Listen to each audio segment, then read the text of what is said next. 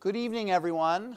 I'm Robert Doar, president of AEI, and it gives me great pleasure to welcome you all to the Edward and Helen Ince book forum we're hosting today with the great Walter Russell Mead on his new book, The Ark of a Covenant, The United States, Israel, and the Fate of the Jewish People, which is out now from Knopf. It's a terrific book, and you're a terrific scholar and friend of AEI, and we're really honored to have you with us, Walter. For those who don't know, Walter Russell Mead is the Ravenel B. Curry III Distinguished Fellow in Strategy and Statesmanship at the Hudson Institute, the James Clark Chase Professor of Foreign Affairs and Humanities at Bard College, and the Global View columnist at the Wall Street Journal. He received his bachelor's from Yale. His past books include Special Providence, American Foreign Policy and How It Changed the World, Power, Terror, Peace and War, America's Grand Strategy in a World at Risk, and God and Gold, Britain, America, and the Making of the Modern World, 2007. Thank you to our remote viewers who are tuning in. We should have time, and we'll have time for questions, so please submit them to daniel.bring@aei.org, and that will be posted on the screen, so you'll be able to read that and ask questions as we go along. But I have a few to start us out, and Walter, it is a great history. It's a great book. I really loved reading it. But why is it an important book? Is there a point in this book that you think is not well known that you really wanted to get across? That's a shockingly good question. Right? Shocking because it's coming from me. Is that your point? But before I get into that, I just do want to say, especially since I see some good friends here, how grateful I am to AEI for help while I was writing the book, because a group of scholars volunteered to read the manuscript and gave some very, very thoughtful and helpful comments, which are very much reflected in the final text. So thank you, and it really is appreciated.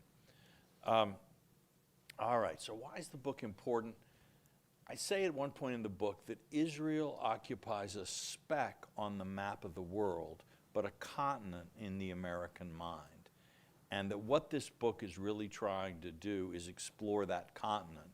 Because if we can understand how Americans think about Israel and how our ideas of Israel have meshed with our policy toward Israel, I think that gives a clearer picture of the way American foreign policy has worked and is working than just about anything else.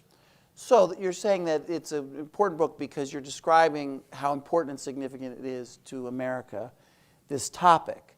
But is there something about this topic that you uncovered and disclosed? I just want to push a little further on this, where that you think that, like for instance, I'll give you an example. You do a lot about the extent to which the Protestant American community and the evangelical community are really the greatest supporter of the homeland for the Jewish people in the Holy Land.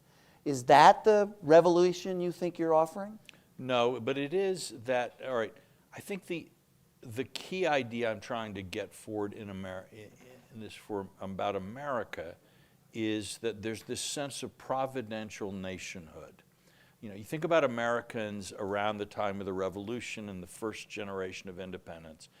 The way they look at the world, and I'm talking about the white Protestants among them, the way they kind of saw the world was that back in antiquity, everything had been terrific. The liberties of Greece, the triumphs of Rome, the wonderful Hebrew nation, heroic Hebrew nation, all of whom lived in lands that were flowing with milk and honey, and the men were brave and the women were beautiful, or maybe it's the other way around, but it was fantastic, whatever it was. Then came and Christianity, pure biblical apostolic Christianity, and everything was great. Then came the horrible Dark Ages, and everything went wrong. Liberty was lost, greatness was lost, the barbarians destroy the culture, learning is lost, religion is corrupted. But then something begins to change. The Renaissance. We start recovering the literature of the ancients, the knowledge of the ancients. The Reformation, for these Protestants, we begin to recover the true biblical religion. then with the glorious revolution in England and the American Revolution, liberty returns to the world, greatness comes. This is not just something for the Americans, it's a message for the world. Like the ancient Hebrews, we have a message for the world. And so you have a similarity, a sense of similar mission between the Americans and the ancient Jews. And you can go through, you read the writings of the founding fathers, you read the sort of background of the revolution. I think somebody did a study, and the Old Testament is the largest single source of quotes in the writings of the founding fathers, more than, classical antiquity or whatever. But then more than this, they believe the revival of greatness is going to spread, and that ultimately the Greeks, who in the 19th century are oppressed by the Ottoman Turks, the Romans and the Italians who were oppressed by the papacy and the Habsburgs and the Bourbons, and the Jews who were the most oppressed of all, scattered, have lost their homeland, they are going to recover the greatness. Basically, they're going to realize the Americans are right, and that if you live under democratic rules and you go to virtuous farming rather than living in evil cities, your liberty will be restored. So Americans actually go fight in the War of Greek Independence, including the husband of Julia Ward Howe, was a decorated hero. The wars of Italian unification and liberation totally engage American foreign public opinion. When the Roman Republic of 1848 collapses, the U.S. Navy offloads refugees from Rome to save them from the vengeance of the tyrannical Pius IX, a man who I understand many contemporary American... We're going to get to that in a minute. we'll see as, the sort of the future of the United States. So, in other words, it's a connection between the Israeli Jewish experience and project and the American project. They're united. They're the same. They're cut from the same cloth. That Americans have seen the world in this way, and that has shaped, for better and for worse. And in the book, I show how at different times these convictions have led us into foreign, sort of national strategic pictures like the Lodge Consensus or some of the others that don't actually work, but at times they've led, they help to shape our policies in the Cold War. And so this lens, I think, allows us to see American politics and foreign policy in a clearer way. So one of the things that I was struck by in the book was you described the link between immigration restriction of Jews and the support for the Zionist project in Israel. And you say that was uncomfortable for American Jews. And you quote a leading rabbi saying, I don't need Palestine. The Palestine that I live in is where I live now, the United States. Yeah. So is that kind of how would you explain that little issue? Look, historically, the impetus in the United States for the support of a Zionist project or proto-Zionist project in the Middle East has not primarily come from Jews, but come from Protestant Americans.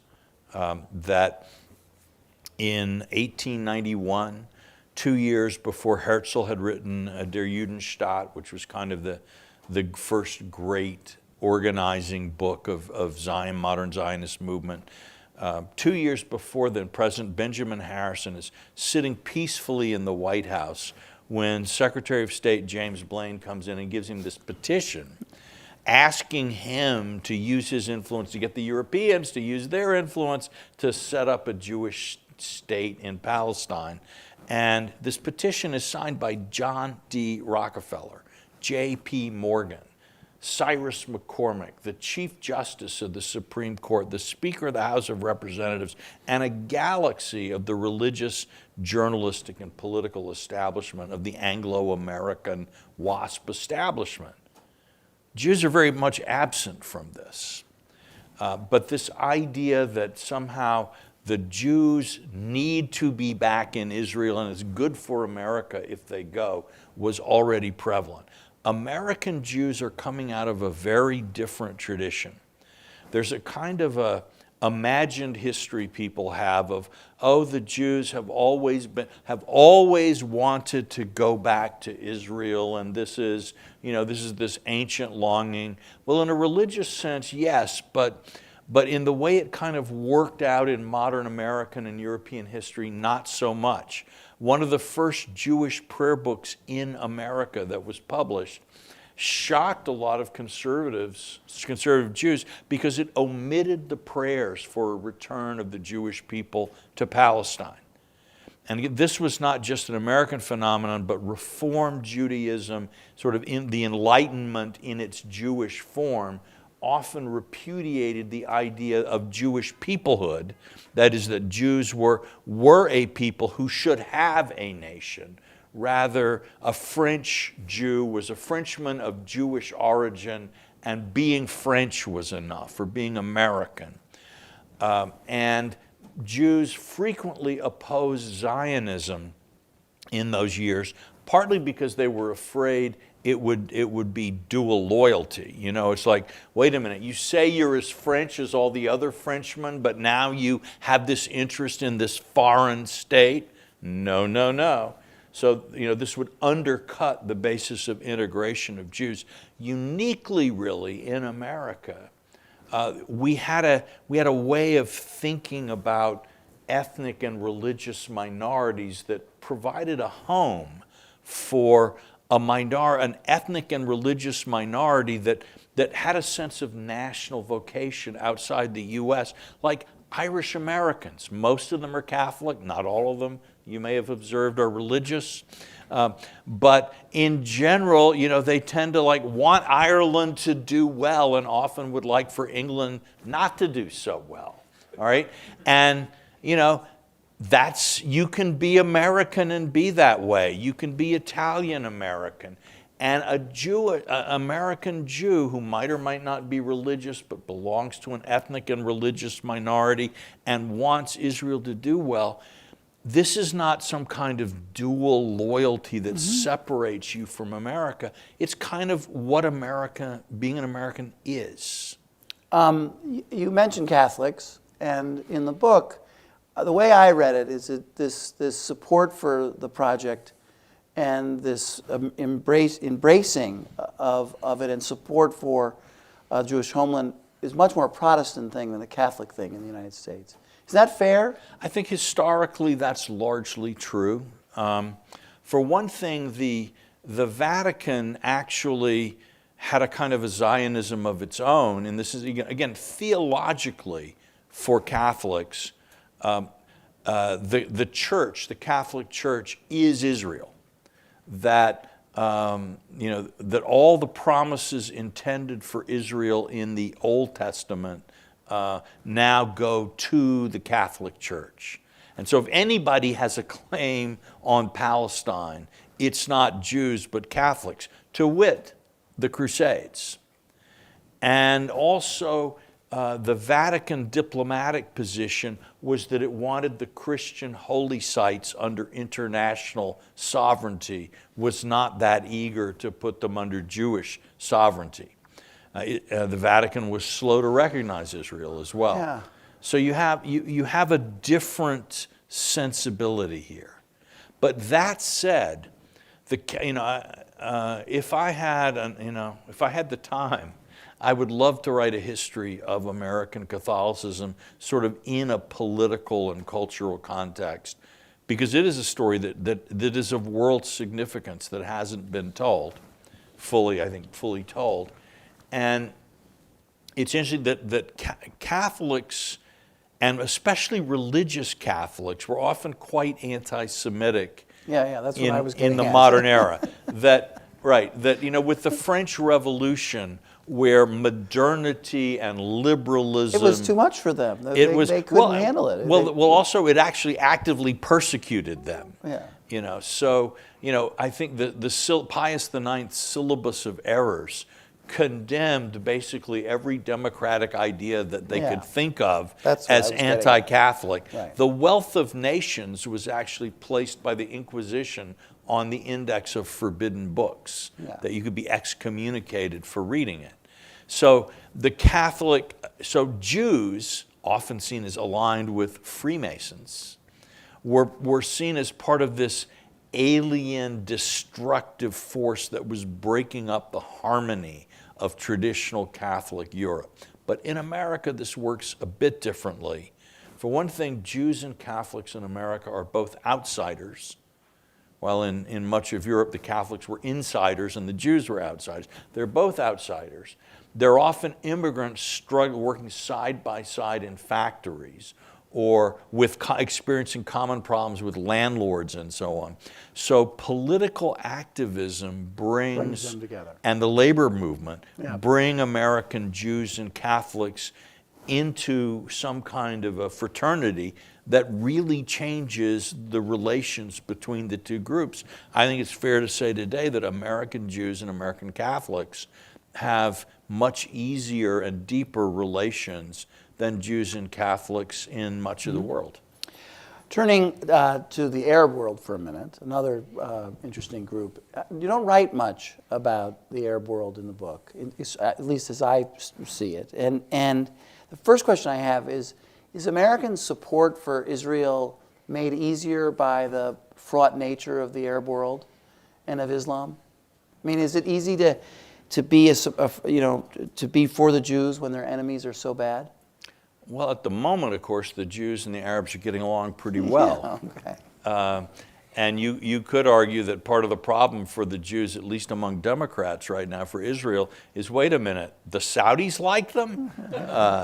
So this has kind of come and gone over time. Good progress. But I would say it's true that, say, after 9/11, Yeah. when Israel was the first, sort of moves really closely and embraces America very hard, and a lot of the Arabs are somewhat more standoffish or nuanced in their response, that was noted.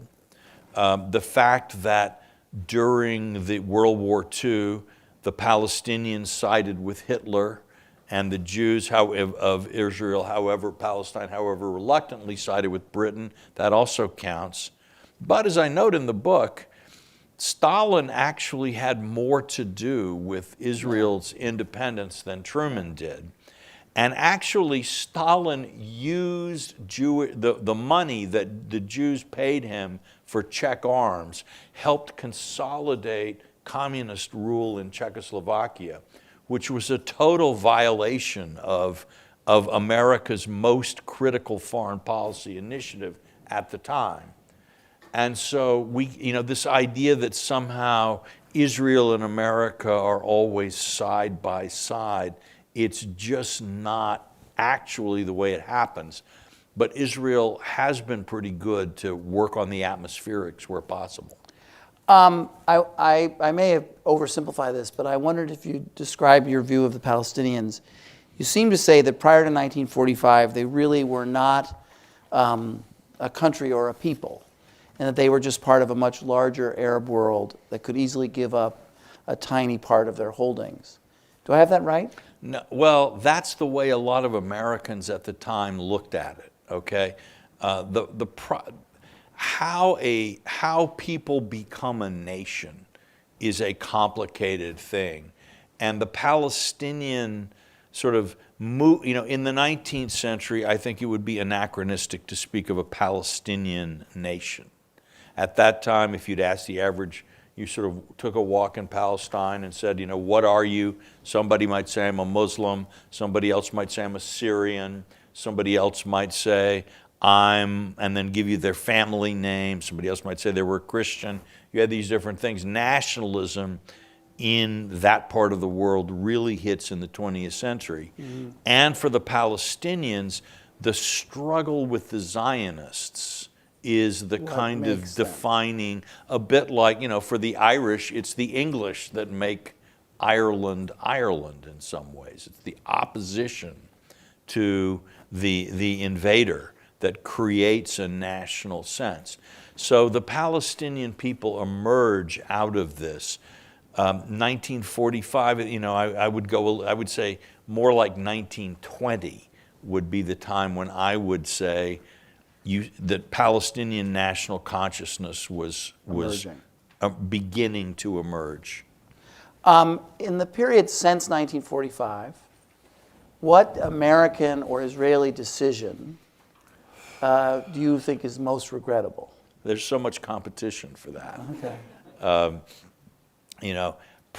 Probably the worst single mistake Americans made had nothing to do with the Middle East. It was, the whole series of things that got us into the Vietnam War in quite the way we did. I was focused on the Middle East. On the Middle East. In the Israeli. I think probably the failure to prioritize the Iranian threat in the 21st century.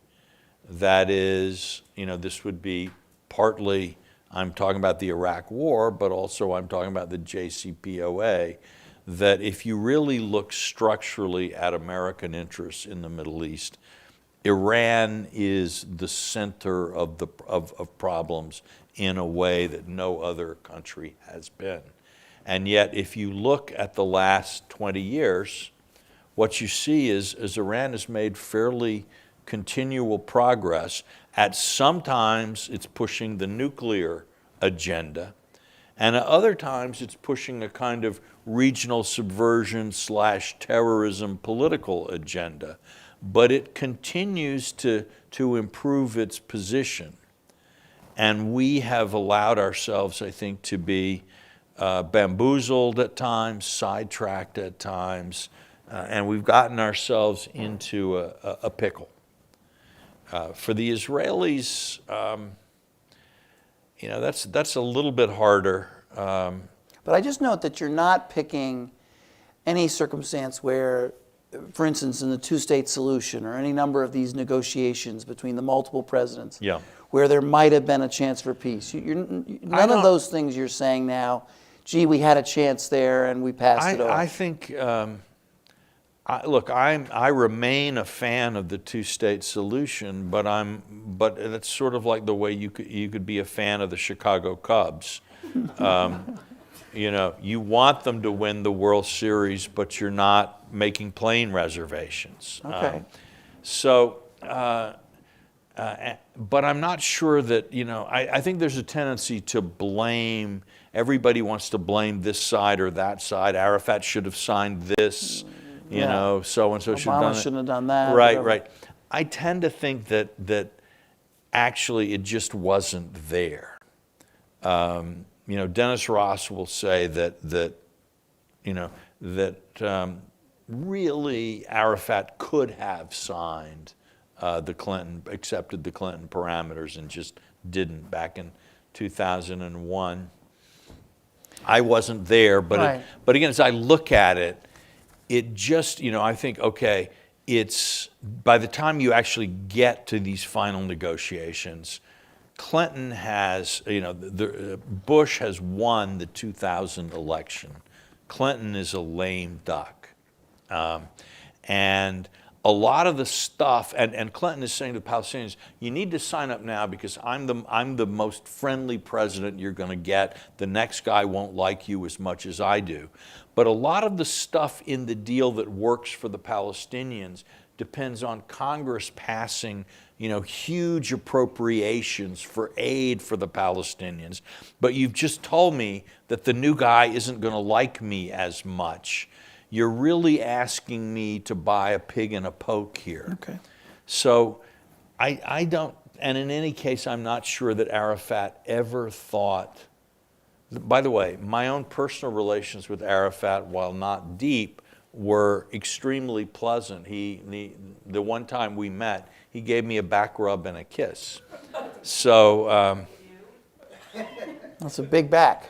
It was really very nice. So let's turn to President Trump for a minute. You describe the rise of Trump as a reaction to sort of establishment Republicans. It's a sort of sensitive issue for us here at AEI, but you describe it well.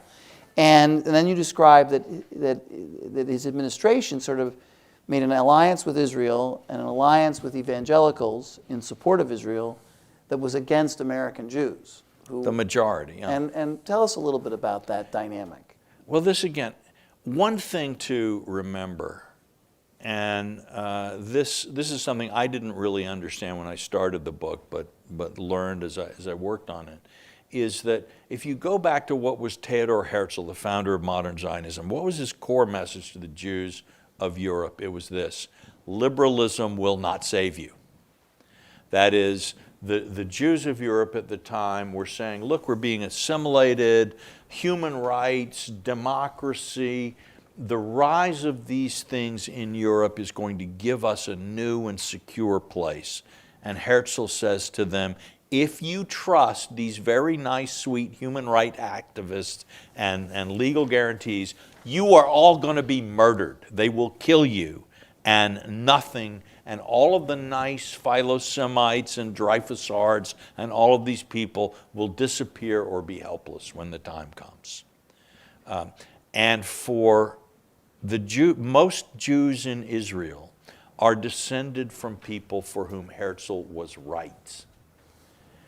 Most Jews in America are descended from people for whom Herzl, at least so far, was wrong. That is, that the rise of human rights, democracy culture in the United States has allowed American Jews to have a kind of open acceptance and opportunity that Jews have really had nowhere in history for 2,500 years.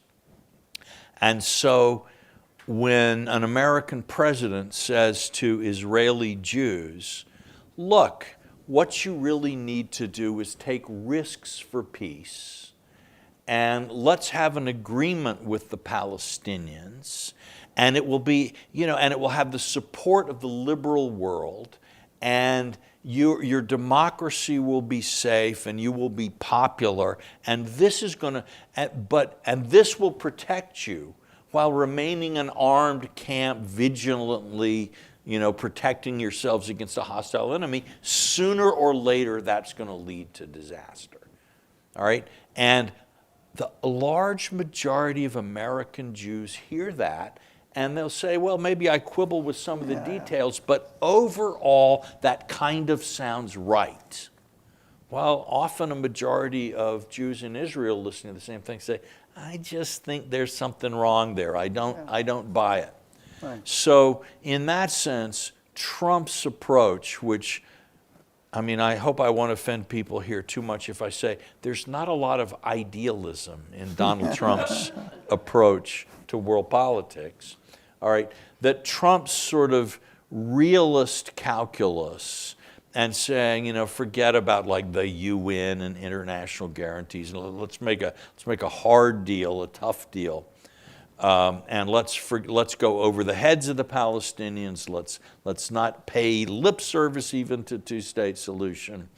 That was something that a lot of American Jews found offensive and dangerous, while a lot of Israeli Jews said, at last, there's an American who gets it. Yeah. So we have a lot of great people in the audience who have better questions than I have, but I want to ask one more that's outside of I don't think you cover it in the book. I'm sure you don't, because it's taken place after the book was published. Well. And that is, and maybe I overstate this, but the sort of American commitment or the American support for Israel seems to me as being a little bit at risk right now because of Israel's failure to support the United States in its support for Ukraine. And I wonder whether you think that's true. And what's going on there? Why, especially now that Iran is supporting the Russians with weapons, why doesn't that lead to Israel say, we want to be with a free and independent country facing, the Russians? I think if I were an Israeli, what I would say to that is, well, I have this little problem to my immediate north. It's called Syria. Yeah, I knew you were going to say that, but... And isn't it right? You knew I was right, because it is right. They've got because Syria. American stupidity and mismanagement allowed Russia, of all places, Putin, to establish himself as a vital and necessary player in Syria, so that Israel, if it's going to stop Iran from arming Hezbollah to the teeth even more, has to be able to carry out airstrikes in Syria, and those either risk a massive military confrontation with Russia, or you have to deconflict with Russia, which means in general, if you want something from Russia, Russia charges a price. So America put Israel in this situation and now whines about what Israel is doing in that situation. If I were an Israeli, I wouldn't be profoundly impressed by the moral vision behind that argument. But I think it is, I think that there is erosion in the U.S.-Israel relationship. But I think it comes from a deeper place than this. Mm-hmm. And I think it comes from the core, the strategic core of the U.S.-Israel relationship, and the thing that to me makes it both so valuable to us and durable, is that that our primary interest in the Middle East is to prevent any single country from blackmailing the world by being able to stop oil deliveries to and from the Middle East, not so much to us anymore, but to Japan, to Europe, and so on and so forth. And a country that has that kind of power has immense blackmail power globally. And because our economy is so interdependent with Europe and Japan and so on, it's a gun at our head too. And we do, our guiding principle in the Middle East, really since World War II, has been to prevent that from happening. Now, the thing is that from Israel, a country that was strong enough to do that is a mortal threat to the existence of Israel. Because if a country is that powerful in the Middle East, then Israel is really in a profoundly different position. That's true if it's Iran, that's true if it's Russia, that's true if it's China, anybody. And that common interest, which the Americans don't fully get until the 1970s, which is about the time the Israelis are really able to be a valuable ally, has been at the core of this. Now today, what you find in the United States is that for a number of reasons, you're finding some people moving away from that vision of our interest in the Middle East. Mm-hmm. You've got isolationists who think somehow everything will just work out fine if we ignore the whole world. You've got Greens who think that, well, this oil isn't going to be, like within 3 years or 5 years, we won't need it anymore, and it's just, whatever. So you've got some movement away from this, and I think you've got some kind of naive, in my view, idealists who think, well, the democracy is going to sweep the region and then we don't have to worry about it either.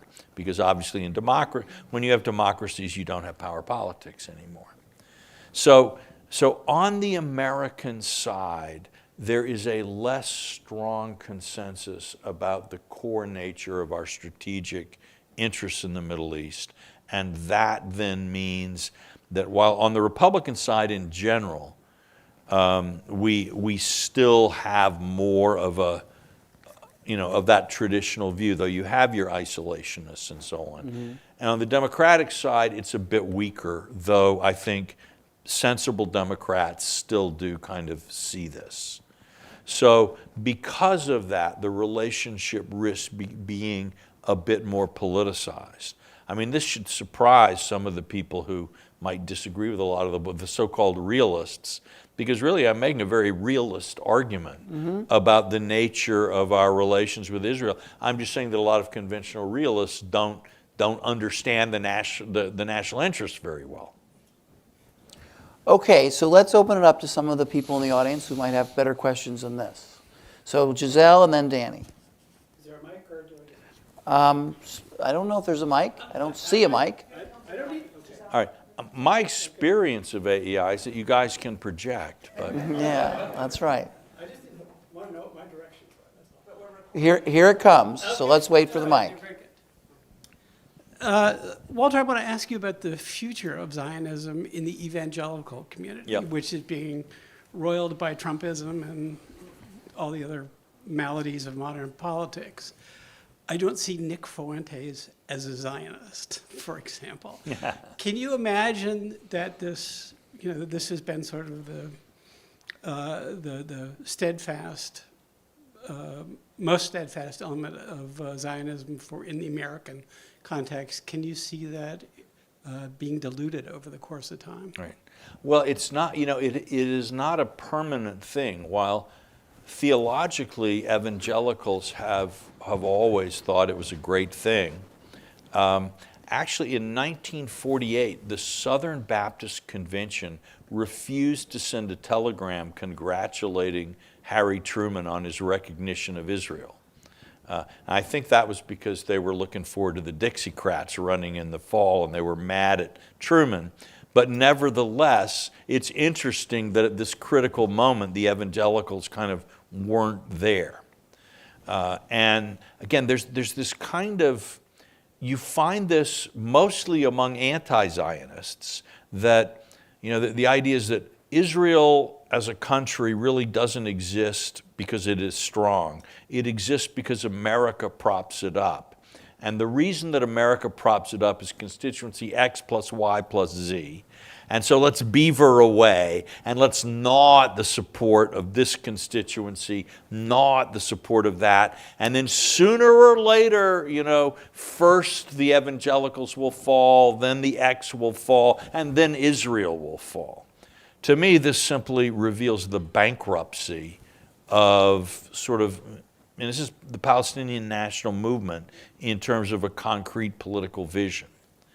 But yes, in evangelical, Billy Graham's the Billy Graham generation evangelicals incorporated support of Israel into their worldview and their identity, partly partly because it speaks to the authority of the Bible and the reliability of the Bible, but also as a way, in a sense, to marginalize some of the more anti-Semitic forces in the older fundamentalism that they were trying to push to one side. And so there's always going to be a battle here.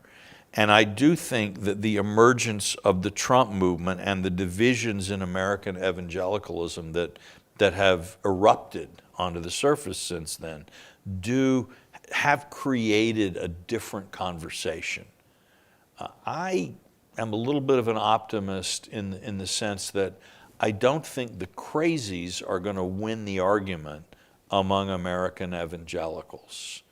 And in general, I think American evangelicals are going to say, well, we have a theology of the Jews in Palestine, but but the Palestinians are also people. I don't think you're going to be able to get evangelicals to sort of like we're not listening when Palestinians speak, but I think you're going to get the idea that a safe and secure Israel ought to exist, and that's a good thing. Danny? Thank you. So Walter, I want to apologize because I think he's probably thinking I might be a stalker. I've seen him twice in the last day and been arranged an event with him last week, but it is really, I'm just your biggest fan. That does sound I'm stalkerish. lucky in my stalkers. So I have two questions. One which I think I talked to you about when we were talking about your book some time ago. I represent the full spectrum of Zionism and anti-Zionism. My one grandfather was an avid Zionist, and his entire family moved to Israel in the 1920s. My other grandfather was a Bundist, very anti-Zionism, and in his later life, very anti-Israel. I hope my mom isn't listening. And I do think that there's an interesting element of that Bundism that we see in American Jews, right? Which is that the existence of Israel and championship of Israel is the failure of the Jewish people to be accepted in the West, right? Then I wonder what you think about that. My second question, because Robert was gracious enough to hand off some of his time to all of us, Yes. is and because I know he wanted to ask about this as well, is come on, let's talk about Kanye West, baby. So anti-Semitism and of course the always important Bundism. Well, look, I do think that the complex relationship of the American Jewish community to Zionism is a subject that really does need to be explored. Since there's been a lot of myth-making among American Jews about how we've always been united in favor of Israel and our support for Israel has been decisive, which is neither of which is as true as some of the myth makers would like it to be. And I think in some ways that helps feed some of the anti-Semitic tropes because, somebody might say, you think Jews aren't responsible for American policy toward Israel? Just read these handouts from AIPAC. Just read AIPAC's fundraising. You'll see. And so I think, again, a historian needs to step back and I think a better analysis that would look at the reality that up until 1940, American Jewish leadership was almost uniformly anti-Zionist. But also in some ways the presence of a strong pro-Zionist Jewish lobby is less something that American Jews imposed on the rest of the country, but something that actually the rest of the country imposed on American Jewish life.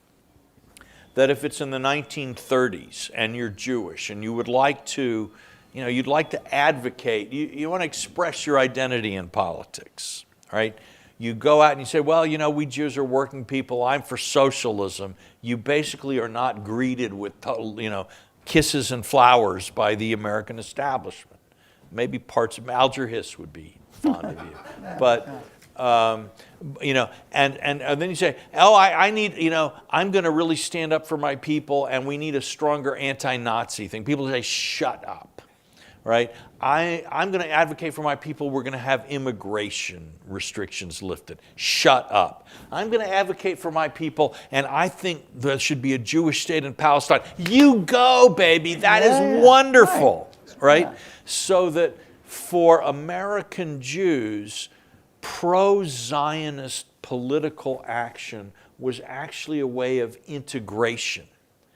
And if you joined AIPAC, all right, you're a car dealer in Cleveland, Ohio, and you become an enthusiastic member and supporter of your local AIPAC community.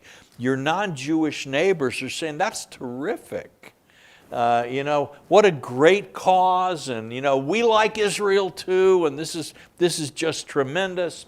And you go to Washington and you meet Congress people, and you go home and you tell your friends about who you met. It's good. You're in the heart of things. I think Louis Brandeis was the first American Jew who realized that Zionism was actually a way to integrate into American life.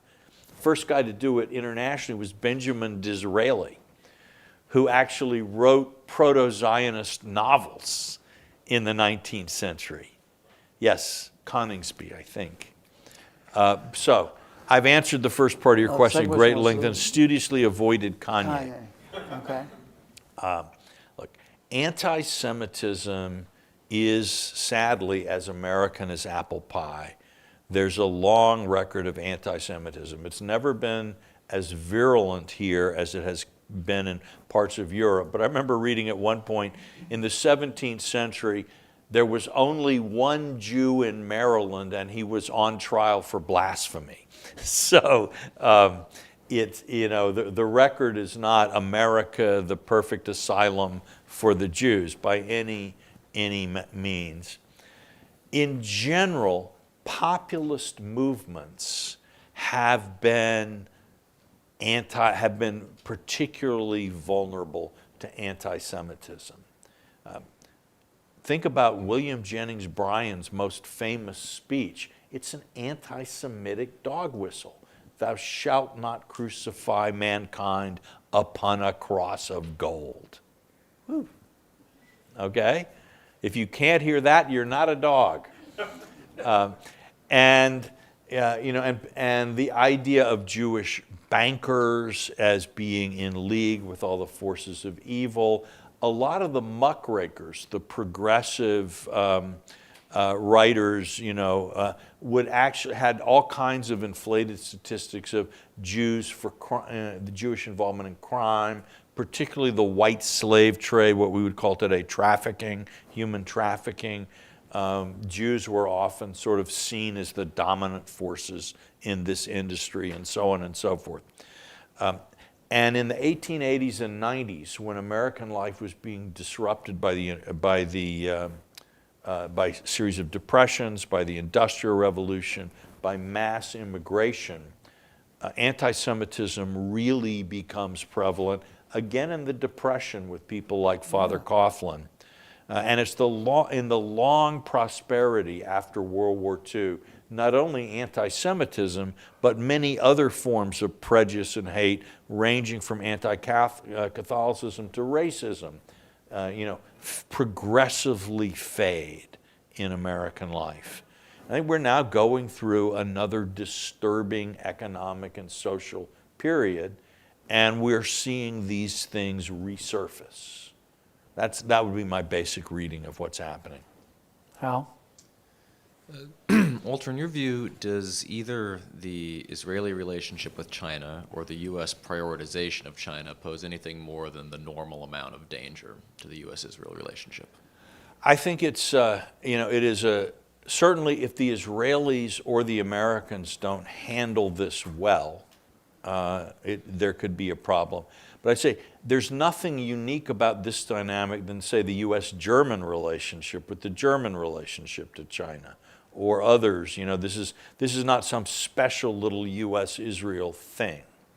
Now, where you do see a bit of more activity, in a way, is that the Israelis seem to be, as far as I can see, and maybe this gets to some of your thing about Ukraine and Russia, the Israelis do seem to be working harder than some countries to figure out what's a development path that doesn't depend on us selling our crown jewels to China. And the U.S. is backing it. So, for example, we're quite happy to see deep tech cooperation between Israel and India, which has, and if Japan wants to open a tech office in Tel Aviv, we could not be more delighted to see that. So I think the hope in both countries is that Israel, that there's going to be, if people are choosing sides to some degree, Israel can have a pretty good life on the American side of that. And I think the Israelis understand that in addition to that being economically quite beneficial, the political cost of going the other way would be high. Now, that doesn't mean that, like any other, first of all, you've got a lot of private companies, and private companies, and this will shock us all, don't always take orders from their government or aren't always candid with their government about what they're doing. But just to follow up on this, because you mentioned Germany, and it goes back to my previous question, and I want to be clear, I hear what you're saying. You're saying that Israel is going to follow its self-interest. Yes. And not be influenced by its long-standing relationship with the United States. Well, I would say that the preservation of that long-standing relationship is an Israeli national interest, okay? So that it's not, I'm choosing, loyalty to my old friend over national interest. It kind of goes together. But that, that doesn't mean, that I think there's a sense, among the many... Or affection for democracy, or... those are very nice, but, I'm sure that Israel is going to be at least as devoted to democracy in its China policy as Germany is. See, and France, combined. I got it. I think, I think the Israelis, they're a small country and they tend to have realistic views, but one of those realistic views is that the United States is a good friend. However, I would say that we on the U.S. side need to think a bit about, okay, what does it mean to be a good friend? It would actually, again, imagine the worst, and the United States and Israel just break up, all right? Israel does not fall off the map at that point. Remember when Israel was much weaker and poorer and more endangered than it is now in the 1940s and 50s, it could not even buy arms for money from the United States. But it was able to get, with France and with Britain at Suez and so on, and it got its nuclear technology from the French over our objections. Yeah. And in the face of a strong, so today's Israel, wealthy, tech savvy, militarily great with a fantastic intelligence agency and so on, if it suddenly needed a new best friend, my guess is that Russia, China, and a number of other countries would be lined up outside the embassy door. So that relationships are a two-way street. Sad. And then Elizabeth. Thank you. I also have a question about anti-Semitism and the connection specifically between anti-Semitism and immigration. So one of the things that we've seen in Europe, particularly over the last 20 or 30 years, is that with the increase of immigration or the growth of large Muslim populations in places like France and the UK, we've sort of seen a return of a kind of crude, very kind of naked kind of anti-Semitism, people being bullied on the streets for wearing kippas and so on. To what degree do you see that those trends that we've seen in Europe, and we've seen that play out in politics, for example, with Corbyn and the problems that Labour had, to what degree do you think that we are more or less immune to those trends here, and to what degree do we need to worry about them? I think we are less exposed than the Europeans to those trends, in part because we have a smaller percentage of our immigrants come from places where that is a specific, part of America's strength has always been the diversity of our immigrant populations.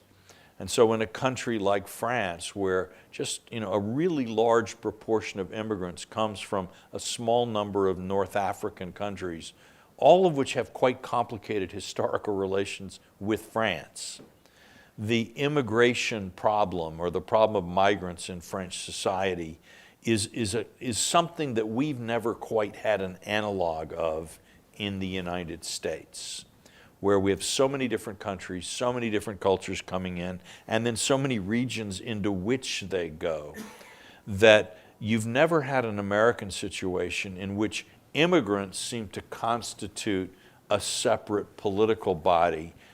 Each group of immigrants is looking to integrate into the center more than forming a kind of a peripheral centrifugal kind of body.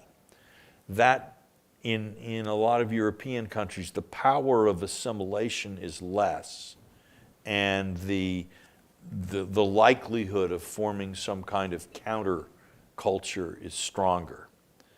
Even so, I'm actually a little bit more optimistic about, say, the situation in France than some people. I remember a few years ago when in some of the Paris suburbs, people were like burning cars and setting up barricades on the street. A lot of people said, oh my gosh, this is a sign they'll never assimilate. And I'm thinking, no, it's a sign they're assimilating. What do you do if you're French truck drivers and the government isn't giving you what you want? Exactly that. That's not actually how you behave in Algeria, because the response will be very different. So I think, migration is a complex, multi-generational thing. We in our country, we sort of romanticize the melting pot and how easy it was. The Great Wave from 1880 to 24 was a hugely destabilizing force in American life. It really did create all kinds of difficulties. It was on net balance fantastic for the United States, but it was not easy. And so I think because we artificially told ourselves an airbrushed, romanticized story about immigration, some of the actual complexities that we see have taken people by surprise. Elizabeth? Yeah, so the notion of this homeland, or the reason why evangelicals support it is obviously that they think it will speed along the second coming of Christ. And so what I think is interesting is how this is such an American notion among American evangelicals. It doesn't really exist to that extent or even at all among Protestants in other countries. Now, there are not as many evangelicals in other countries as there are here, but nevertheless, it's such an interesting difference between American Christianity and Christianity in other countries. Could you address that? Sure. Well, first of all, I'd say that actually among evangelicals globally, Christian Zionism is very strong. Look at Bolsonaro in Brazil wanting, if he'd been reelected, he would have moved the Brazilian embassy to Jerusalem, frankly, over the corpses of half the people in the Brazilian foreign ministry. And in the same way, in Africa, sub-Saharan Africa, as the proportion of evangelical Christians has dramatically risen in many of those countries, you actually see Israeli diplomats returning to those countries and the creation of new relations. So it's really European Christianity is largely immune to the charms of Israel, whether Protestant or Catholic. Now, as to why, I think it's actually, it has, as I've come to understand it, the evangelical support for Israel is not about hastening the day of Christ's return. Doctrinally, evangelicals, and this is actually a difference between Judaism and evangelical Christianity. For many Jews, if you do good deeds and live a good life, you actually hasten the return of Messiah. You're sort of cooperating in the work of redemption. And that brings a glorious end of history closer to sight. For evangelical Christians, God has decided this date, and nothing you do or any other human being does can move that up a minute or back a minute. It just is. It's divine decree. What they do see is the return of the Jews as a sign that we are moving to those days. For at least 300 years, going back to like the Mather family in colonial Boston, American Christians, not just evangelical, because the New England Congregationalists were not evangelical, whatever they were, but they began to interpret, first of all, unlike Catholics and many others who were supersessionists, who believed that the Christians have inherited all of the promises that were originally made to the Jews, and that there is no longer a Jewish role in kind of divine salvation history. American Protestantism has tended to believe something subtly different, that while Christianity is the fulfillment of the old Jewish faith, the original promises of God, the sort of carnal promises to Abraham of the land, specifically of the Holy Land, remain true. And that just because the Jews rejected Jesus, that doesn't mean that God won't fulfill his promise. Because for these kinds of Christians, the whole notion of Christianity and of God's relationship with humanity is human beings never keep any of their promises, never follow through on any of their good resolutions. Utter depravity, let's talk Calvin, right? God still intervenes. And so it's not about accelerating history or bringing it on. But here, and this I think is also where we get beyond just evangelicals. So again, white evangelicals are about 12% of the American population right now. Jews are about 2%. If we're going to tell ourselves that the main source of American support for Israel is those groups, we got 16%, 16% of the population. That's not 50 and 60%, which is what polls normally give you in terms of support for Israel and a sympathy for Israel in America. So we have to be looking at something a bit more widespread. And just think about this. 1944, the Soviet troops break into Poland and start liberating the extermination camps. And yes, there'd been stories about the Holocaust before and rumors and reports, but this is newsreels, this is pictures, this is movies of the survivors of the camps. I don't need to go into it, you know what I'm talking about.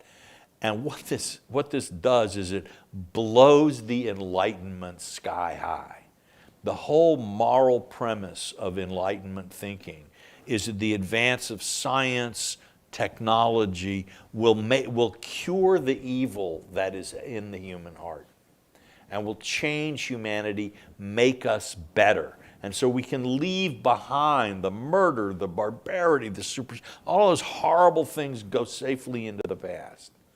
Well, here's the Holocaust committed by the most enlightened country in Europe, whose scholarship, whose philosophy, whose music and general culture had been the admiration of the entire world. This is what it leads to. All right, so Enlightenment, then 1945, Hiroshima and Nagasaki, this irreformable animal whose dark passions for blood and hate nothing can tame, has now gotten a hold of the powers that can destroy life on earth. All right?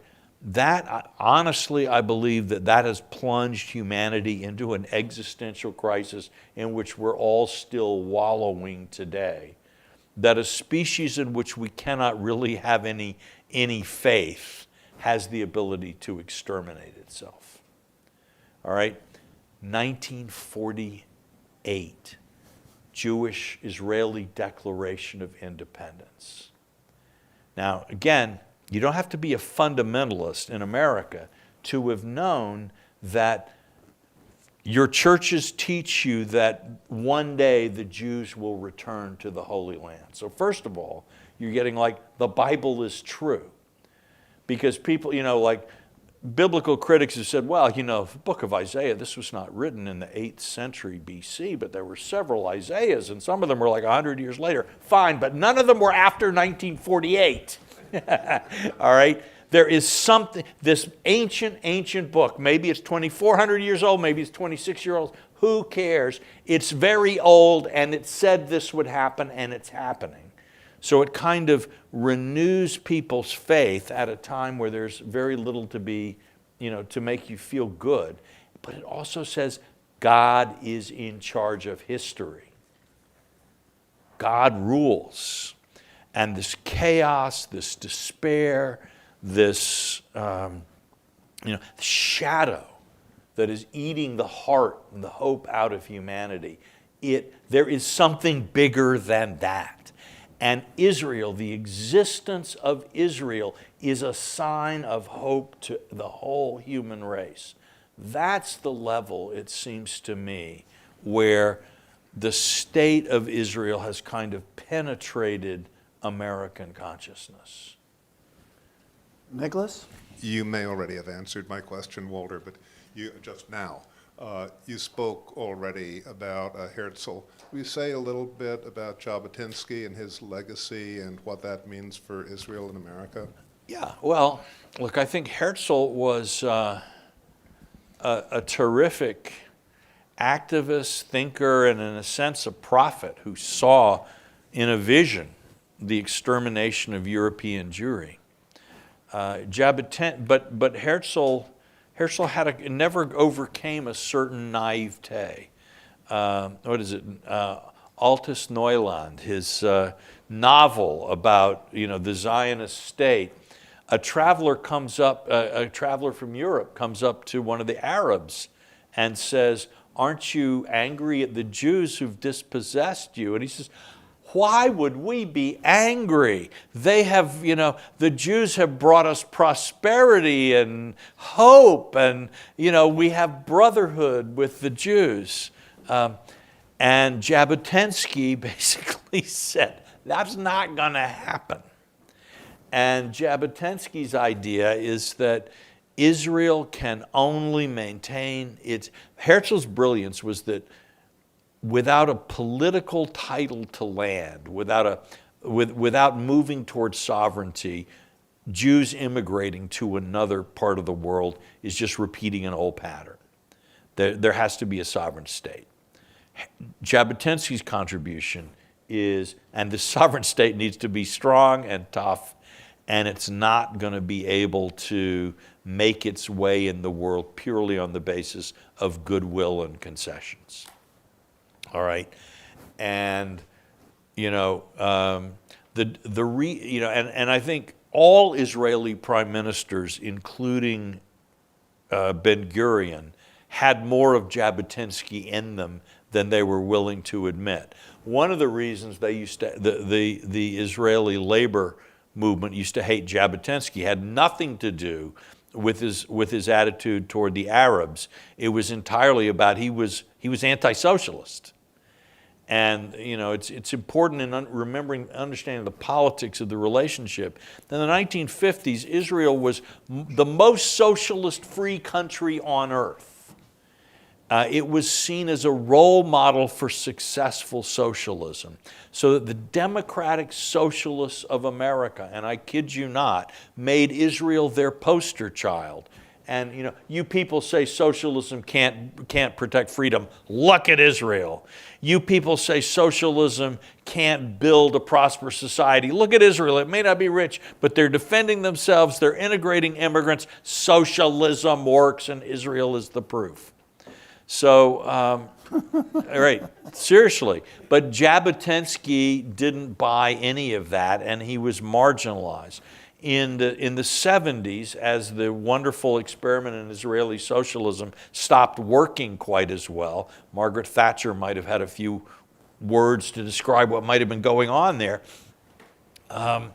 You have a kind of a full-throated Jabotinskyism coming in with the Likud party, which is both liberal economically and unabashedly kind of sovereigntist in terms of its defense and foreign policy stance.